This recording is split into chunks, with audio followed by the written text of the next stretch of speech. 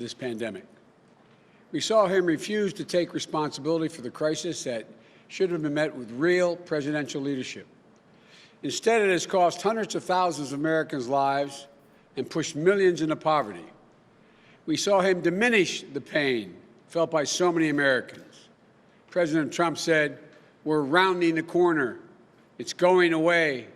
We're learning to live with it." They are quotes. But as I told him last night, we're not learning to live with it. We're learning to die with it. And this is a dark winter ahead. Already, more than 220,000 people in the United States of America have lost their lives to this virus. 220,000 empty chairs at dinner tables all across this country. My heart goes out to every single person who's had to endure the agony of saying goodbye to someone they loved and adored over video chat, who couldn't gather their closest friends, even their full family, to grieve together at a funeral mass or a funeral service. And worse yet, a new study from Columbia University suggests that anywhere between 130,000 and 210,000 of those deaths were avoidable. A leading medical journal in America, quite frankly in the world, wrote an unprecedented editorial. To the best of my knowledge, they've never written anything like this. They criticized President Trump's, quote, dangerously incompetent, end of quote, response, and stated that he, quote, took a crisis and turned it into a tragedy. COVID-19 dwarfs anything we've faced in recent history, and it isn't showing any signs of slowing down. The virus is surging in almost every state. We passed 4.8 million cases. And when Trump was asked this week what he'd do differently to get the pandemic response right from the start, his answer was, and I quote, "Not much. Not much." As many as 210,000 avoidable deaths, but there's not much he would do differently? The United States is 4% of the entire world's population, yet we make up 20% of all the deaths worldwide. If this is a success, what's a failure look like? We're more than 8 months into this crisis, and the president still doesn't have a plan. He's given up. He's quit on you. He's quit on your family. He's quit on America. He just wants us to grow numb and resigned to the horrors of this death toll and the pain it's causing so many Americans. But he can't erase his own words or deeds. In February, he knew just how dangerous this virus was. He told Bob Woodward in a taped interview, this disease was deadly, far worse than the flu. But instead of telling us how bad it was going to be, according to the New York Times, his administration only gave Wall Street investors a heads up. And they made a bundle, doing something called selling short, or betting against the market. So Wall Street knew what was coming, while the rest of us took the full brunt of it. In June, when we began to see the resurgence of COVID-19, I called out President Trump for wavering and waving the white flag of surrender to the virus. But then, it was as if he decided to go on offense for the virus, holding rallies with no masks, no social distancing, where people contracted the virus, inviting the virus into the White House, hosting what Dr. Fauci called super spreader event, endangering more people's lives by telling the public, don't worry about the disease, don't let it dominate you. How many people from Kristen in Arizona will end up suffering because their loved one listened to the president? Kristen said her dad voted for Trump, listened to him, believed him that the virus wasn't a big deal. Then her dad became infected and died. Kristen said her dad's only pre-existing condition, this is her quote, the only pre-existing condition was trusting Donald Trump, end of quote. Even after contracting the virus himself, Donald Trump still refuses to promote universal mask wearing, which could have saved nearly 100,000 lives and could still save over 100,000 lives in the next few months. The longer Donald Trump is president, the more reckless he gets. We don't have to be held prisoner by this administration's failures. We can choose a different path. We can do what Americans have always done, come together and meet the challenge with grit, compassion, and determination. And today I'm going to tell you exactly what I plan to do if I have the honor of being elected your next president. I'll immediately put in place a national strategy that will position our country to finally get ahead of this virus and get back our lives. I'll reach out to every governor in every state, red and blue, as well as mayors and local officials during transition to find out what support they need and how much of it they need. I'll ask the new Congress to put a bill on my desk by the end of January with all the resources necessary to see how both our public health and our economic response can be seen through the end. What is needed? Look, a pandemic doesn't play favorites, nor will I. As I said, no red states, no blue states, just the United States, united in our response, united in our purpose to stop the spread of COVID-19 and beat this virus. First, I'll go to every governor and urge them to mandate mask wearing in their states. And if they refuse, I'll go to the mayors and county executives and get local masking requirements in place nationwide. As president, I'll mandate mask wearing in all federal buildings and all interstate transportation, because masks save lives, period. Just look what happened in Arizona. Republican governor initially tried to bar local governments from implementing mandates on their communities. What happened? In June, Arizona got hit with a surge of cases. Hospitals were flooded. The state health system was overwhelmed. So cities and counties appealed the governor's ruling. They imposed their own local mandates, covering most of the state. The result? Cases fell by 75%. Wearing a mask is not a political statement. It's a scientific imperative. It's a point of patriotic pride so we can pull our country out of this god-awful spiral we're in. And it's a testament to the values we were taught by our families and by our faiths. Love thy neighbor as thyself. Second, I'll put a national testing plan in place with a goal of testing as many people each day as we're currently testing each week, a 7-fold increase. There's a key difference in this campaign between Donald Trump and me. I believe in testing. Donald Trump does not. I believe in science. I believe in public health officials. I believe in the example of other countries which prove that widespread testing is needed to regain the health of our nation, to reopen safely, and critically, to stay open.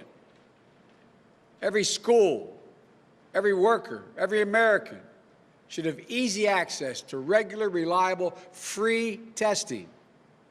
To achieve this, we need to increase both lab-based diagnostic testing, with the results back within 24 hours or less, and faster, cheaper screening tests that you could take right at home or in school.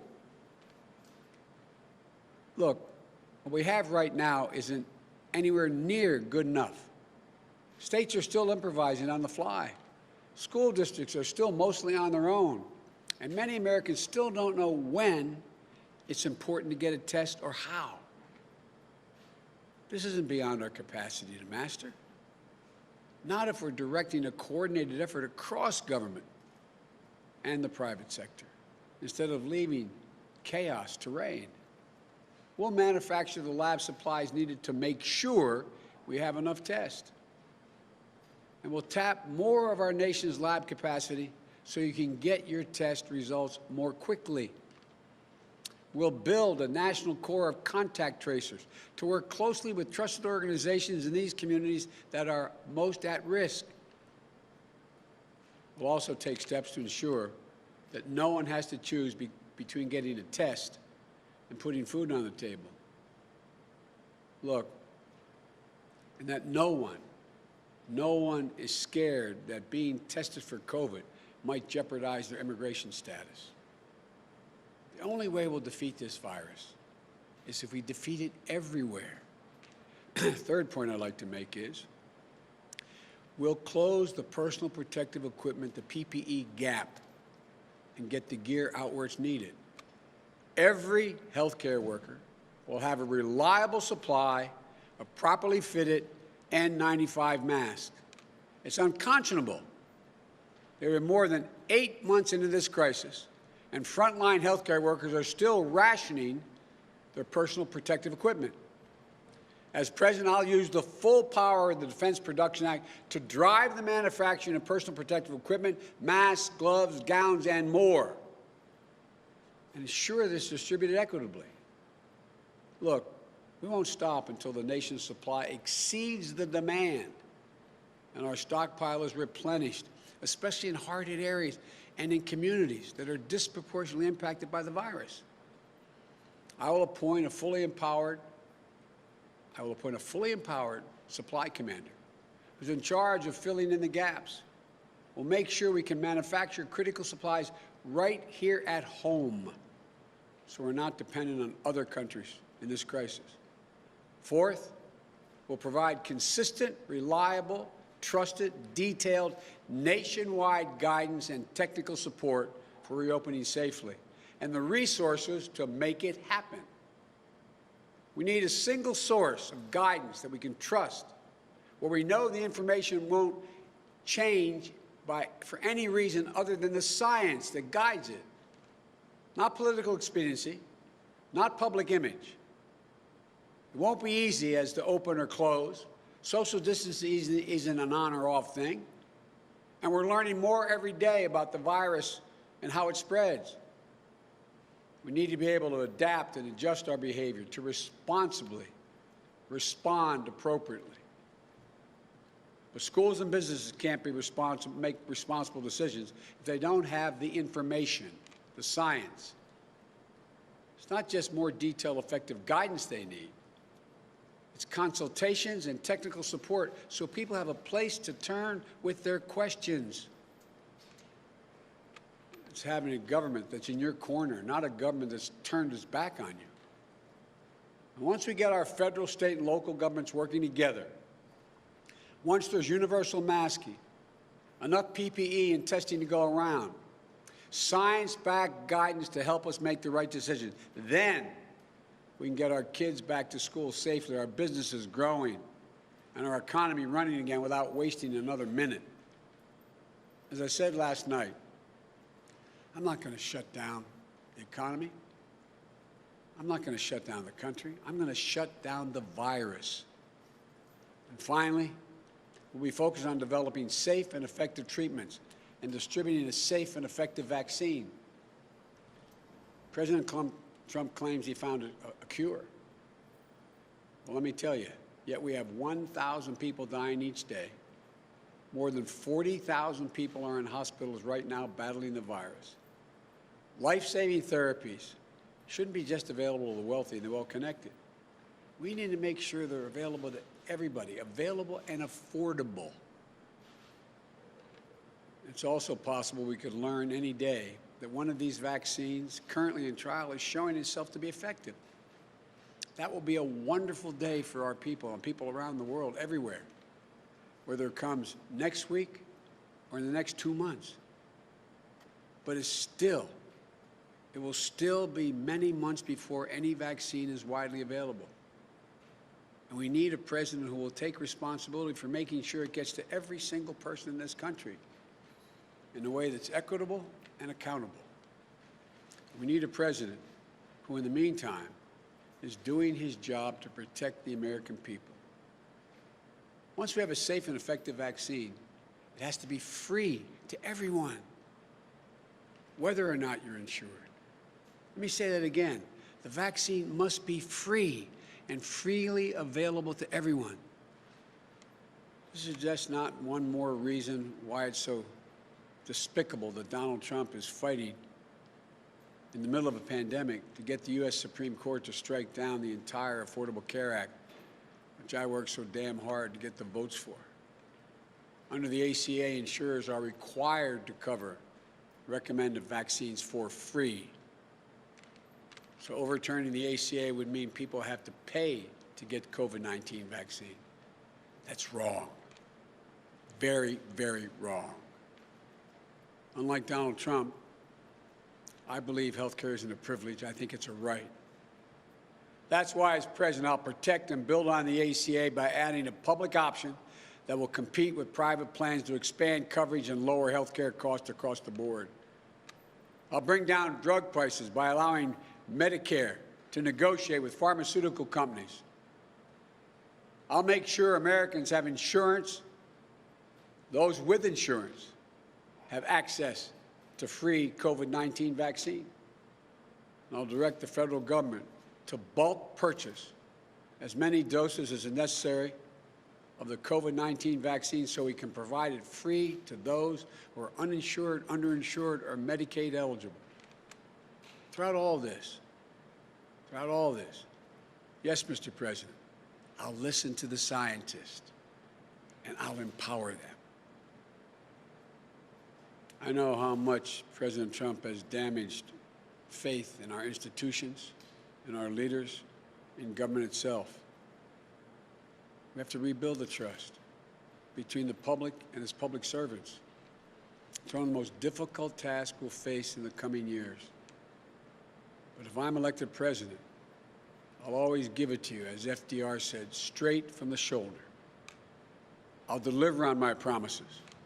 I'll listen to the American people, no matter what their politics. I'll let the doctors and the scientists speak freely so you can make the best decision possible for yourself and for your family.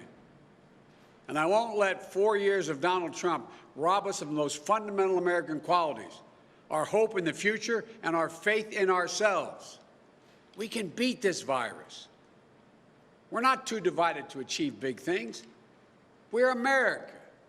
We can do this. We've never failed when we work together. Imagine a true nationally coordinated plan where we spare no expense so our schools have the resources they need to reopen with full health and safety protocols in place. Imagine every small business getting a restart package that helps cover the cost of installing plexiglass, providing PPE, and more to minimize the risk of exposure for customers and workers. Imagine our older Americans and people with disabilities having the peace of mind that comes with trusting that the public health system is working for them. Imagine, instead of staying locked up in their rooms, they're able to hug their grandchildren or those who they love and haven't been able to see. Imagine if you're a member of a community that has been hit particularly hard, Black, Latino, Asian Americans, or Native Americans. Imagine a public health and economic response that treats your needs as a priority, not as an afterthought. Imagine a day in the not-too-distant future when you can enjoy dinner with your friends and your family, and maybe even go out to a movie. Or when you can celebrate your birthday, weddings, graduations, surrounded by your nearest and dearest friends. That's the Biden-Harris agenda to beat COVID-19. It's going to take all of us working together, and that's not hyperbole, all of us working together, watching out for one another. We're all still going to have to wear our mask, a practical social distancing a while longer. It's going to be hard, but if we follow the science and keep faith with one another, I promise you, we'll get through this and come out the other side much faster than the rate we're going now. Look, you all know this. The American people have always given their best to this country in times of crisis. And this time isn't any different. I'm not joking when I say this. I think every day about the brave doctors and nurses and hospital workers, police officers, firefighters, EMTs, and other first responders who not figuratively but literally are putting their lives on the line day in and day out to care for people. I think of the essential workers who carried the rest of us on their shoulders through these many months. The grocery store clerks, the delivery clerks, the drivers, the folks on the assembly line, the meat packers, and so many more. People too often overlooked, undercompensated. They've given the best to their country when we need them the most. Think of the small businesses who moved heaven and earth to try to take care of their employees and keep their businesses open. And sadly, of all those who couldn't because they didn't get the help they were promised. I think of the parents juggling working from home with the added demands of overseeing their child's educations. I think about the educators who are spending hours learning how to teach online. They're doing what they always do, giving above and beyond for their students. I think of the families and the communities who've stepped up, donating to charities, doing grocery runs for older relatives and neighbors, finding new ways to connect and support one another. That's the America we know. That's the United States of America. That's who we are. And like John F. Kennedy, when he committed to take us to the moon, he said, I refuse to postpone the possibilities that exist for this country. I refuse to postpone. Refuse to postpone the American purpose that will not only lead our country back, but lead the entire world. There's no challenge. There's no challenge we cannot meet. No enemy we're unable to face. No threat we can't conquer. We stand together, united, bound by our common resolve, determination, and values. Folks, together we can harness the unlimited potential of the American people, not just to get back where we were before this virus hit us, but to get back better. I promise you, and you know it in your heart, we can do this. We must do this, and we will do it together. You know we can do it. This is the United States of America. May God bless you all, and may God protect our frontline workers and all those who have lost a loved one. Thank you, and keep the faith.